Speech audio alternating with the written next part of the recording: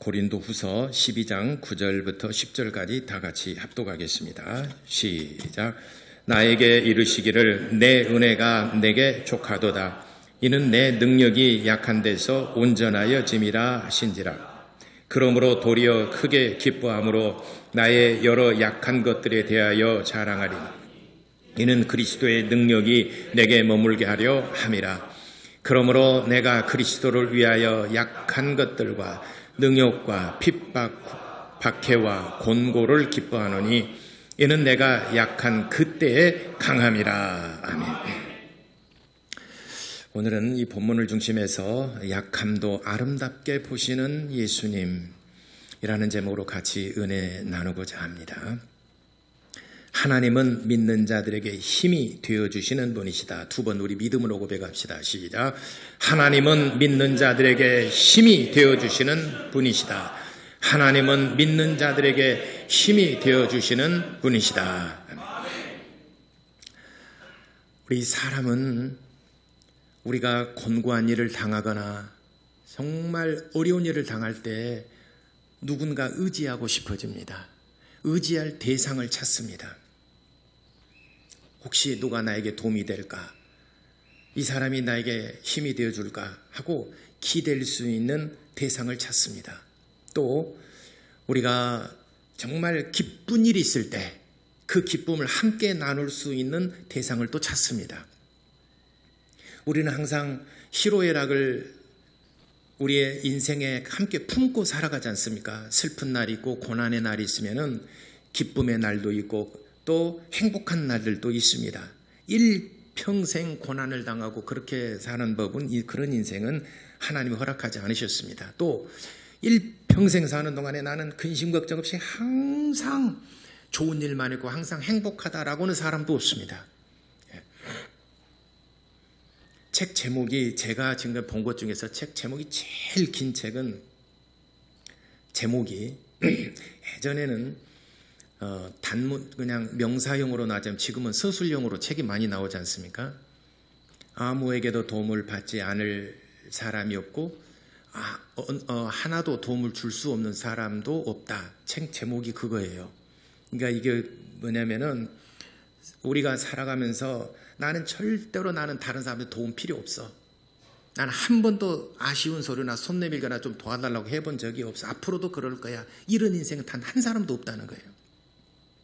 또 아무리 궁핍하고 곤고하다 하더라도 남을 도울 수 없는 그런 처지에 있는 사람은 없다는 것이죠. 그러니까 우리 사람의 본성이 본능적으로 어려움을 당하게 되면은 누군가를 의지하고 싶고 기대고 싶고 우리가 정말 기쁘고 좋은 일이 있으면은 그 행복을 같이 나눌 대상을 찾습니다. 여러분 그게 누구입니까? 여러분 주변에 가까운 사람이 있지 않습니까? 그래서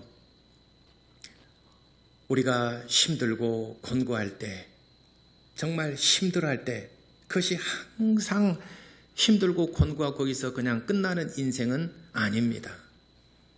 바로 이때 내가 연약하고 곤고하고 힘들어할 때 내가 의지할 사람이 누구인가? 바로 예수 그리스도이십니다. 그래서 성경에도 아무 도울 힘이 없는 방백들을 의지하지 말고 너를 도울 수 있는 하나님을 의지하라 이렇게 말씀하셨습니다. 우리가 기댈 때 하나님을 기대게 되면은 하나님을 의지하게 되면은 정말 하나님께서 그를 안아주시고 끌어안아 주십니다. 그래서 성경에도 야고보서 5장 18절로부터 너희 중에 고난당하는 자가 있느냐? 저는 기도할 것이고 병든 자가 있느냐? 저는 기도할 것이라. 기쁜 일을 만난 일이 있느냐? 저는 하나님을 찬송할지니라. 이렇게 말씀하셨습니다. 그러니까 우리가 어렵고 정말 곤고한 일을 당할 때 하나님께 부르짖고 하나님을 의지하라. 하나님을 의지하게 되면 하나님께서 그를 품에 안아주십니다. 그래서 사도 바울이 고백하기를 오늘 성경 본문에 사도 바울이 한 번도 좋은 환경 속에서 전도한 일은 한 번도 없어요. 그가 다메섹으로 가는 길에서 예수 그리스도를 영접하고 그 후로부터 죽는 날까지 한 번도 좋은 환경 속에서 전도를 해봤던 적이 없습니다. 그 전에는 율법으로는 완전한 자요, 또 바리새인이고, 그래서 이 사람은 그 그리스도인들을 핍박하고 잡아다가 감옥에 가두고 고발하고 하는 사람이었습니다. 그런데 이 사람이 예수를 믿게 되었습니다. 그래서 그리스도 예수 안에서 동역자들과 함께 하려고 그러는데 그 사람들이 여전히 의심해요. 혹시 저거 짭새 아니야? 우리에게 위장해서 들어와서 우리를 전부 다 잡아가려고 그런 것 아니야? 항상 거리를 두고 왕따를 당합니다. 예수를 믿는 순간부터 바울은 고난이 시작됩니다. 예수를 믿기 전에는 권력이고 힘이 있었습니다. 대제사장으로부터 신임을 받아서 공문을 가지고 이제 그런 권한을 행사할 수 있는 힘이 있었던 사람입니다. 그러나 예수 그리스도를 믿고 난 다음부터는 모든 환경이 항상 고난이고 힘들고 역경이고, 그런데 사도 바울이 고백하기를 오늘 본문의 말씀에 내가 그리스도를 위하여 약한 것들, 또 능욕, 궁핍, 박해, 권고를 당했는데 오히려 이것을 내가 기뻐하는 것은 내가 그렇게 권고한 일을 당할 때, 약할 때, 그때 강함 주시는 하나님을 찬양한 것입니다. 그래서 시편 119편 71편에도 내게 고난이 유익한 것은 이로 말미암아 내가 주의 율례들을 배우나이다. 시편 기자는 고백합니다. 고난을 당할 때 우리 사람들은 거기서 낙심하고 실망하고 또 거기에서 뭔가 어려웠기 때문에 거기서 좌절할 수 있지만, 그러나 그런 상황 속에서도 내가 주의 율례들, 내가 하나님이 나와 함께 하시는 것을 배울 수 있기 때문에 오히려 고난이 내게 유익함이라. 이렇게 시편 기자가 고백합니다. 우리가 죄인 되었을 때 하나님께서 예수 그리스도를 보내주셔서 우리의 죄를 용서하시고 그의 십자가의 피로써 우리의 모든 죄를 용서하시고 그가 채찍에 맞음으로 우리의 모든 질병을 짊어지셨도다. 이사야서 53장 4절부터 6절까지 기록하고 있습니다. 이사야의 예언대로 예수께서 이 땅에 오셔서 채찍에 맞으시고 십자가에 달리심으로 우리의 모든 고난과 질병을 다 짊어지시고 우리의 죄악을 대신하여 십자가에 피 흘려 주심으로 우리에게 자유함을 주시고 우리에게 참 기쁨을 주셨습니다. 할렐루야. 그러니까 우리 모든 환경이 항상 좋지 않다라고 해서 낙심하거나 낙담하지 말고 그때 우리가 하나님을 의지할 때입니다. 제가 교회를 개척할 때도 1995년에 이제 그 10월 달에 개척해서 첫 예배를 드렸는데, 개척하고 난 다음에 2년 후에 IMF가 왔어요.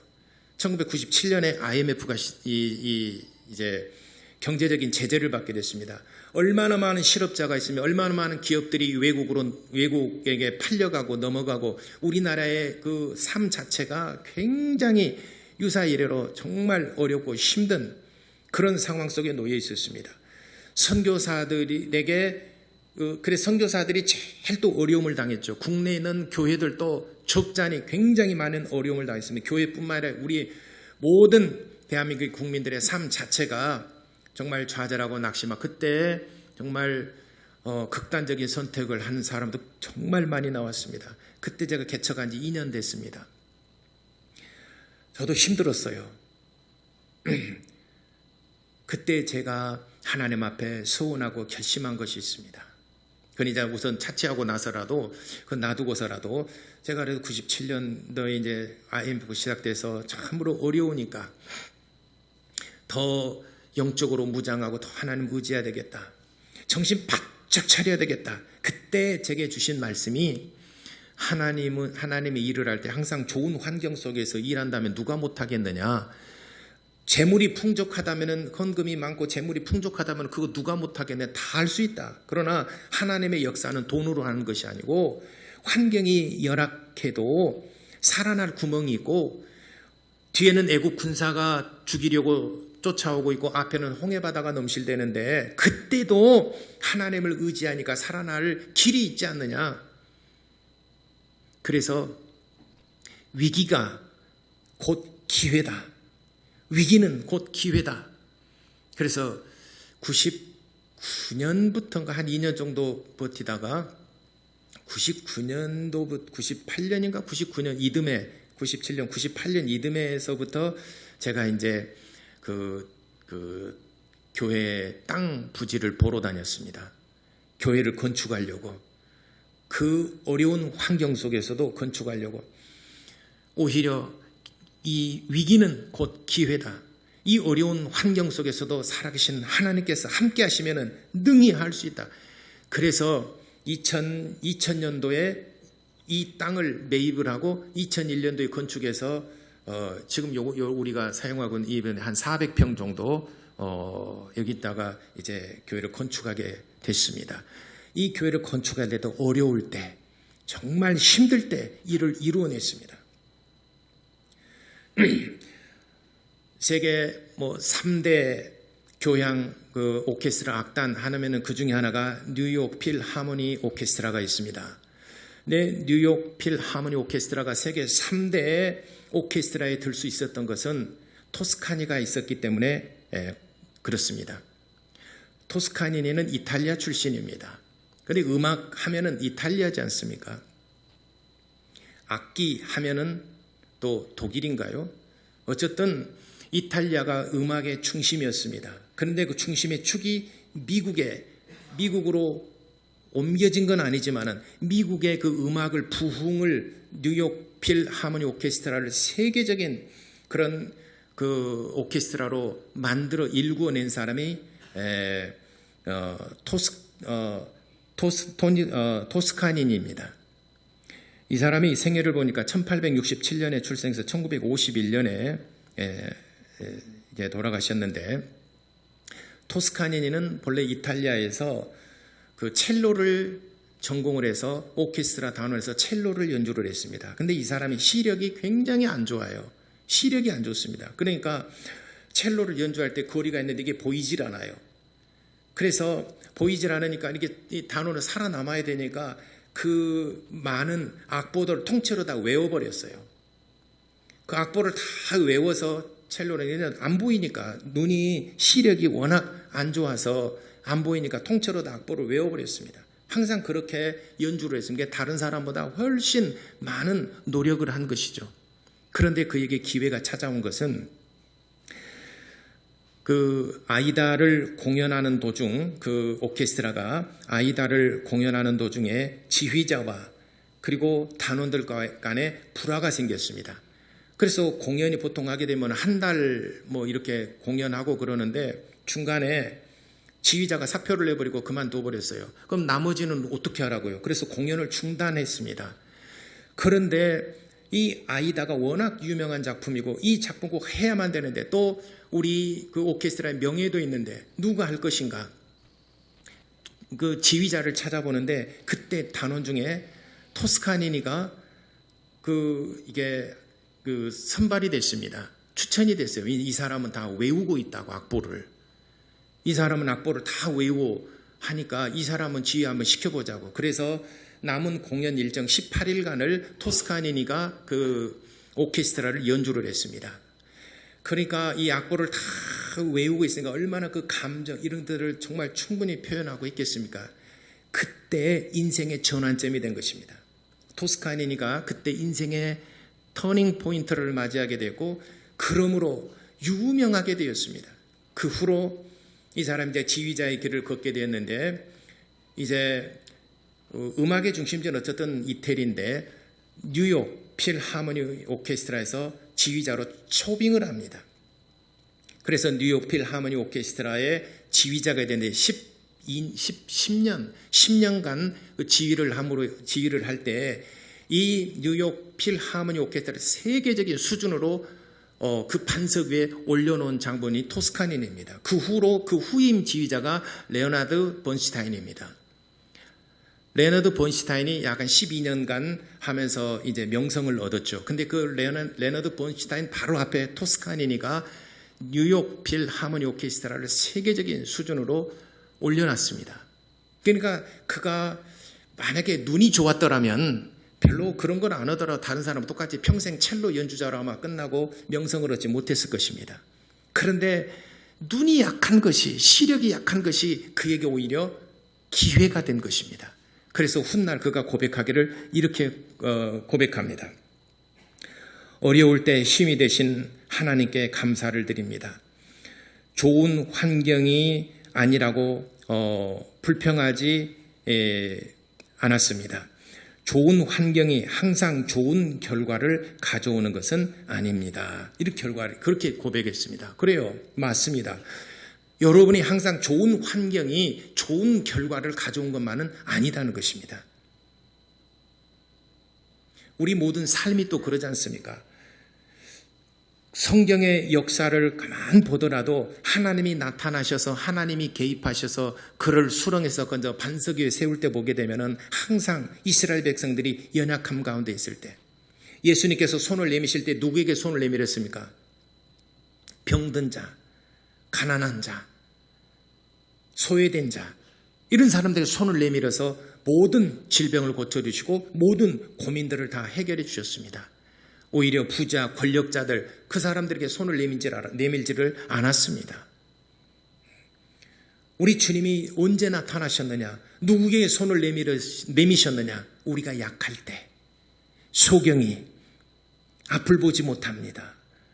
우리의 신체 중에서 눈이 파랄이라는 말이 있지 않습니까? 그래서 우리가 그 신체 장애 중에서 제일 큰 장애는 앞을 보지 못하는 것이라고 저는 그렇게 여겨요. 옛말에도 눈이 파랄이란 말인데 앞을 보지 못한 것이 참 제일 고통스러운 것이라 이렇게 여겨집니다. 소경이 앞을 보지 못하니까 귀를 쫑긋 세우고 나사렛 예수가 이 길로 지나간다는 소리를 듣고 이제 그 길목에서 기다립니다. 사람들 소리가 웅성웅성 소리가 점점 더 커집니다. 이때 큰 소리로 목 놓아서 다윗의 자손 나사렛 예수여 나를 불쌍히 여기소서. 다윗의 자손 나사렛 예수여 나를 불쌍히 여기소서.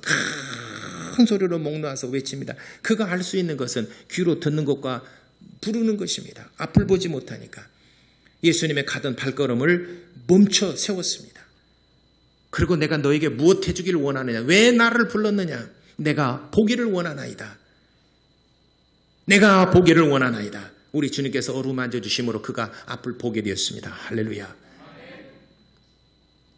연약할 때, 우리가 약할 때, 그때 하나님이 우리를 만나주시고 그때 강함 주시는 하나님을 믿으시기를 바랍니다. 여러분들이 코로나19로 인해서 삶이 곤고하고 힘이 드십니까? 바로 지금이 하나님을 붙잡고 하나님을 의지할 때입니다. 바로 지금이 하나님을 만날 때입니다. 성경의 역사, 하나님의 역사를 보게 되면 좋은 환경 속에서 하나님이 나타나시기도 하지만은 어렵고 힘들 때 손을 내미시고 그에게 나타내 보이셨다는 것을 우리가 기억할 수 있습니다. 토스카니니가 고백한 것처럼 좋은 환경이 항상 좋은 결과를 가져오는 것은 아니다는 것입니다. 오히려 열악하고 힘든 환경 속에서 좋은 결과를 만들어낸 일이 성경에 얼마나 많이 기록되어 있어요. 이것이 하나님의 역사입니다. 좋은 환경에서 뭘 줬다면은 이거 내가 잘해서 내가 재주가 정말 재주가 좋아가지고 그때 내가 참 선택을 잘해서 다 자기가 했다라고 그래요. 그러나 불가능한 상황, 정말 수렁에 빠져가는 그 상황 속에서 나를 건져주셨다면은 하나님이 하셨습니다. 내 인생을 붙잡아 주신 분 바로 하나님이셨습니다. 라고 고백할 수 있는 것입니다.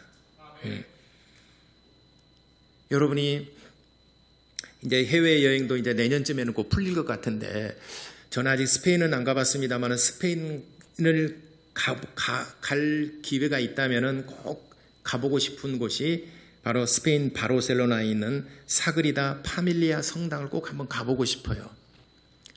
제가 EBS 교육방송을 듣다가 사그리다 파밀리아 그 성당을 꼭 한번 가보고 싶다. 그 역사와 그 유래에 대해서 좀 얘기하는데 스페인 바르셀로나 가게 되면 꼭 그 성당 여러분 같이 갑시다.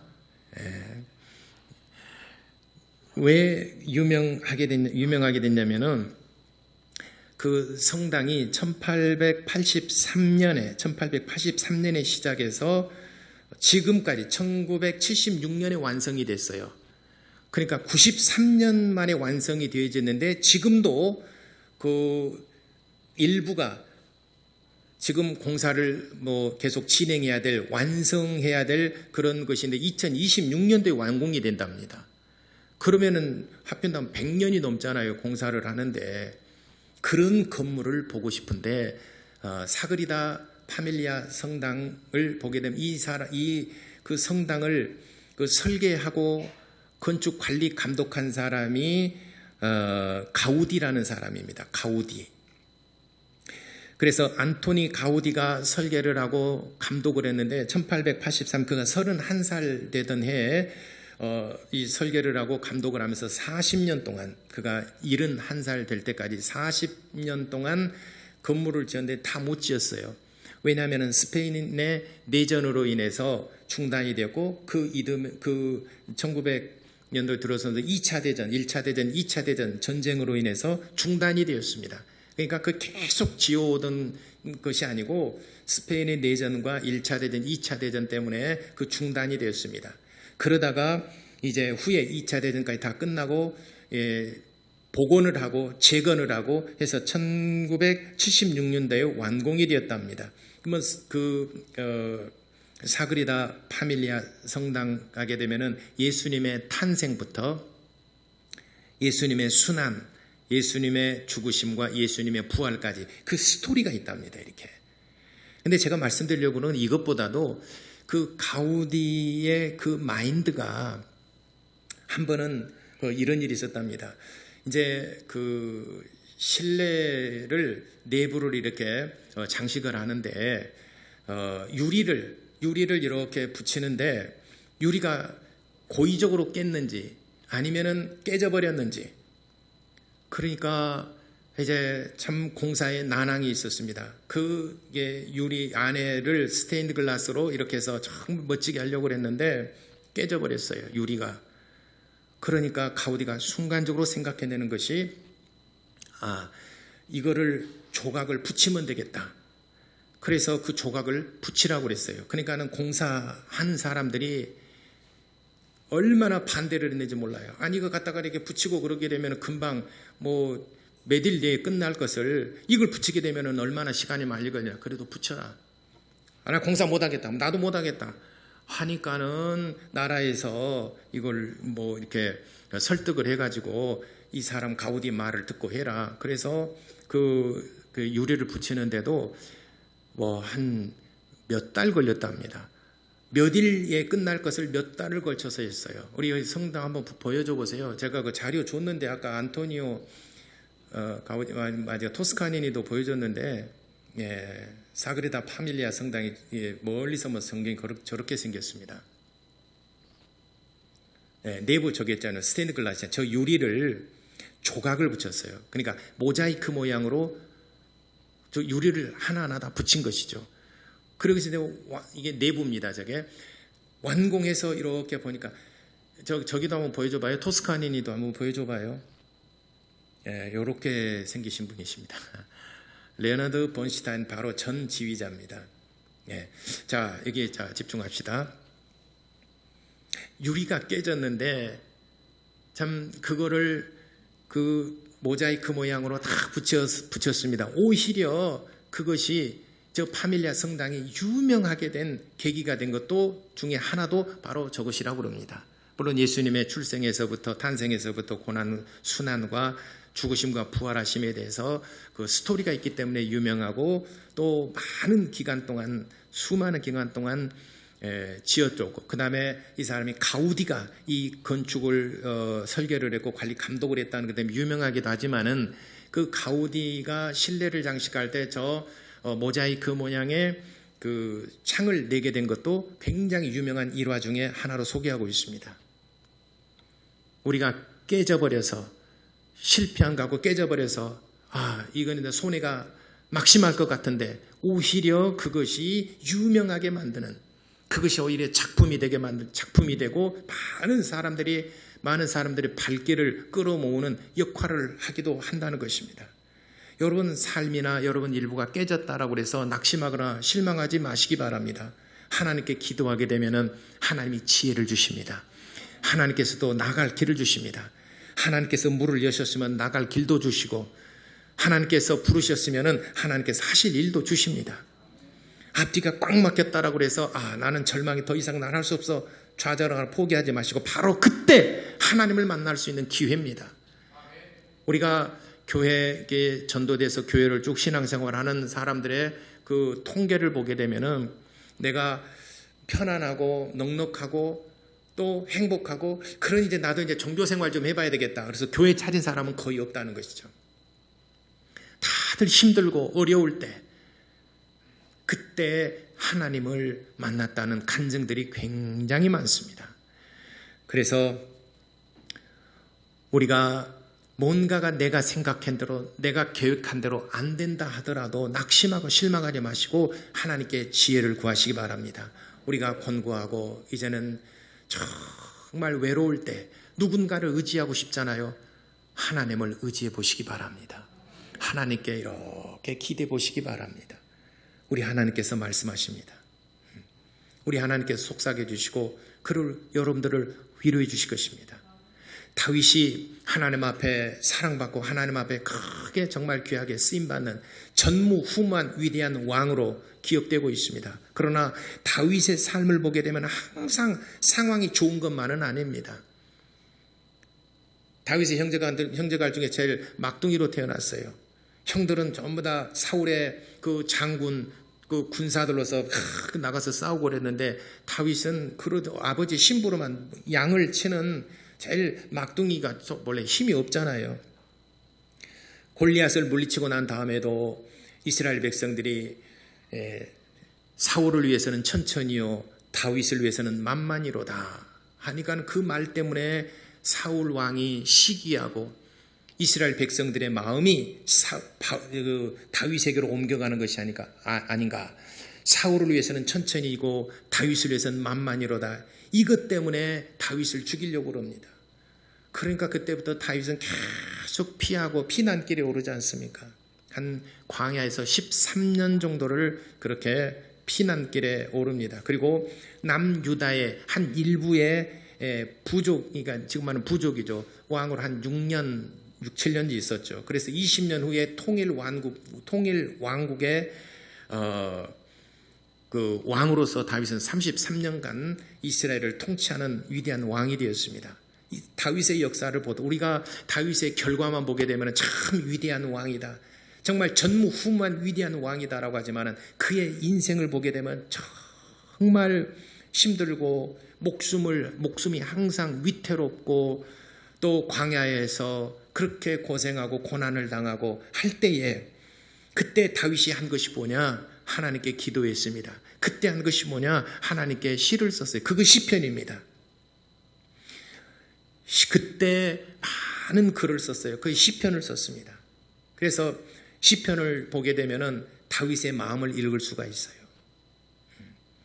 고난당할 때 더 많이 하나님을 의지하게 되고, 또 권고할 때 하나님께 기대고 싶을 때가 있습니다. 그때 여러분들이 하나님을 의지하시기 바랍니다. 바로 지금 우리가 코로나 시대를 살아가는 바로 지금이 우리가 하나님을 의지할 때이지 않는가. 왜냐하면 소상공인들, 또 뭐 기업도 마찬가지지만 특히 소상공인들 임대 뭐 이렇게 점포가 비는 거 보면 진짜 남의 일 같지 않고 우리 교회 성도들 생각나고 어렵게 살아가는, 또 힘든 우리 그런 모습을 볼 때 정말 마음이 아파요. 그래서 속히 우리가 코로나가 종식된다는 것은 좀 어려운 일이지만, 그래도 일상으로 돌아가려고는 움직임이 이제 보이고, 11월 또 내년도에는 이렇게 그 움직임이 보이고 있죠. 그래서 우리가 이제 그 백신 접종도 이제 한 70, 80% 가까이 육박해오고 있고, 85%가 되게 되면 완전히 일상으로 돌아간다라고 하는데, 그래서 저도 사실은 저는 제 개인적으로 제가 어디 돌아다니고 막 그냥 놀러 다니고 그런 건 아니기 때문에 저는 코로나 그 예방 접종 안 맞으려고 그랬어요. 안 맞아도 뭐 내가 걸리지 않겠다. 마스크 쓰고 다니고 내가 만나는 사람들이 전부 다 뭐 교회 아니면은 뭐 어디 뭐 총회도 안 가고 우리 노회 모임도 없고 그러니까 어디 갈 일이 없지 않습니까? 사무실에만 앉아 있고. 그래서 사실은 제가 논문을 많이 쓸 수 있었던 것입니다. 글을 많이 볼 수 있어서 정말 또 한편으로는 또 감사해요. 그러니 나도 안 맞으려고 그랬는데 가만 생각해 보니까 그때 당시에 발표된 것이 예방접종을 80%인가 80 국민의 80%가 85%가 이르게 되면은 이제는 일상으로 우리가 돌아갈 수 있다. 그래서 제가 예방접종을 하게 했습니다. 왜냐하면은 나를 위해서라기보다도 우리 소상공인들이나 우리 가깝게 우리 교인들을 위해서 그리고 우리 주변에 있는 사람들을 위해서 나도 접종을 하고 한 사람이지만 해야 그 접종률이 높아지게 되면은 이제 위드 코로나 시대를 맞이해서 우리가 이제 정상적인 일상 단계적으로 회복할 수 있지 않겠는가. 그래서 제가 예방접종 저는 개인적으로 굳이 안 해도 된다라고 생각을 해요. 저는 독감도 잘 안 맞잖아요. 억지로 와서 그냥 꾹 찔러니까 제가 맞았지. 제가 독감을 맞으니까 이제 조금 목사님들이 이제 맞으셔야 된다라고 그래서 억지로 해서 그래 맞아볼까 해서 이제 제가 독감은 제가 2년째 2번 맞아봤습니다. 내년에는 올해는 안 맞아 이제 저기 코로나 백신 맞았으니까 어쨌든 코로나 시대를 살아가는 우리가 참 힘들고 이제는 터널 끝이 조금 보이지 않습니까? 바로 이때가 하나님을 의지하고 또 하나님께 기댈 수 있는 또 하나님의 손을 붙잡을 수 있는 정말 좋은 기회이지 않겠는가. 위기가 곧 우리에게는 하나님을 만날 수 있는 정말 좋은 기회입니다. 여러분 이 기회를 놓치지 마시고 약점도 강점이 될 수가 있고 패배할지라도 실패할지라도 그 실패가 아름다운 것은 하나님을 만날 수 있는 기회이기 때문에 그런 것입니다. 그래서 우리가 하나님은 약함도 아름답게 보시는 주님, 우리의 연약한 부분들을 책망하시고 우리가 실패하고 우리가 죄를 범했을지라도 하나님께서 버리시는 것이 아니라 끌어안아 주시고 우리에게 용기와 힘을 주시는 하나님, 그분을 우리가 손을 꼭 붙잡고 의지하는 성도 여러분 되시기를 바랍니다. 기도하시겠습니다. 우리 다 같이 합심해서 하나님 정말 나와 내 가정, 우리 교회, 우리 지역사회 하나님께서 꼭 붙들어 주십시오. 또 우리가 권고하고 힘들고 어려울 때 하나님을 의지하여 정말 하나님께 위로받기를 소망하고 주님의 손을 꼭 붙잡기를 소원합니다. 내 손 붙잡아 주옵소서. 우리 다 같이 이렇게 기도하겠습니다.